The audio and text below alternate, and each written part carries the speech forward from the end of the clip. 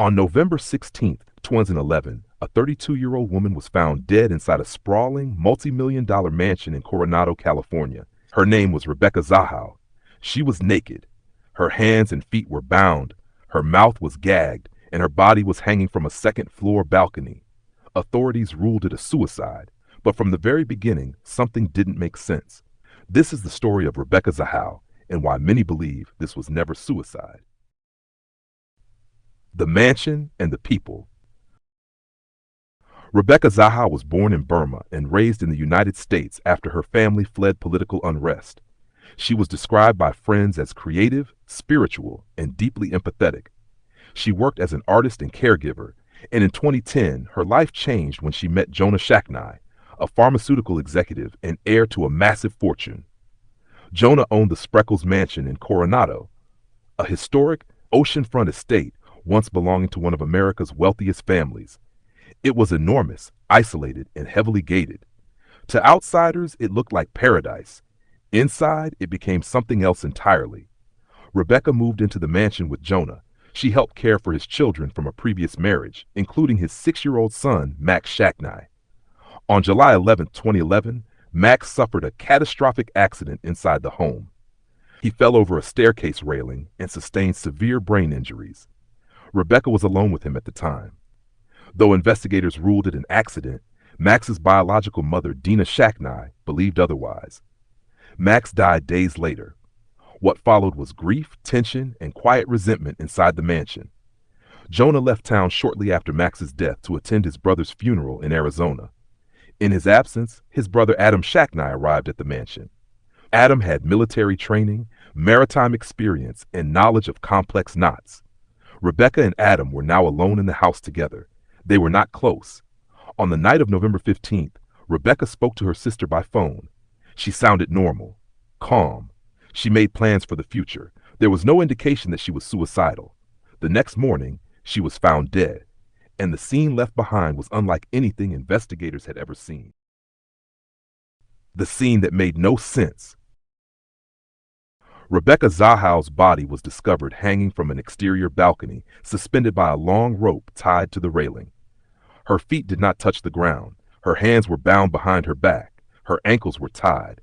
Her mouth was gagged with cloth. Written in black paint on a nearby door were the words, "She saved him. Can you save her?" Authorities quickly interpreted this as a suicide note, but the physical evidence told a very different story. There were no fingerprints on the ropes, not even Rebecca's. The knots used were sophisticated, requiring knowledge of maritime or military tying techniques. Experts testified that the bindings were extremely difficult to self-apply, especially behind the back. There were no defensive wounds, no signs of struggle, but also no signs of Rebecca tying herself up.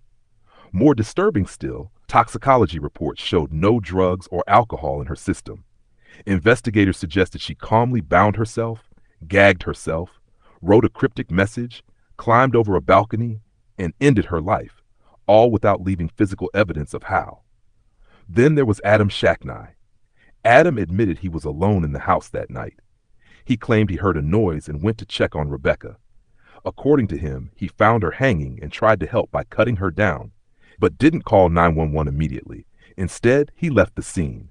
When police questioned Adam, he showed scratches on his arms. He claimed they were from his dog. Investigators accepted this explanation. No charges were filed. Within days, the case was ruled a suicide, but Rebecca's family refused to accept that conclusion. Part 3. The cover-up questions. Rebecca Zahau's family hired independent forensic experts. Their findings were alarming. They concluded that Rebecca could not have tied the bindings herself. The angle of suspension suggested she was already unconscious or dead when she was hung. The gag restricted airflow, making prolonged self-tying impossible. The family filed a wrongful death lawsuit against Adam Shacknai. In 2018, a civil jury found Adam liable for Rebecca's death and awarded the family millions in damages. But the criminal ruling remained unchanged. Officially, Rebecca Zahau died by suicide. To this day, law enforcement stands by that conclusion. Yet unanswered questions remain. Why were there no fingerprints? Why were the knots so advanced? Why was Adam's phone activity inconsistent? Why was the scene not preserved immediately? And why was the case closed so quickly?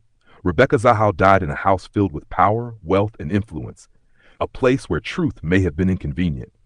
More than a decade later, no one has been held criminally responsible. No arrests, no trial, only silence. Rebecca Zahau's death remains one of the most controversial cases in modern true crime. Some believe it was a tragic suicide shaped by grief and guilt. Others believe it was something far darker, a crime hidden behind influence, wealth, and rushed conclusions. What is certain is this: Rebecca deserved answers. Her family deserved justice, and the truth deserved to be fully examined. But instead, the case was closed, leaving the public to question what really happened inside that mansion. Was this suicide? Or was it a crime that powerful people never wanted reopened? That question remains unanswered. And until it is, the death of Rebecca Zahau will continue to haunt true crime history.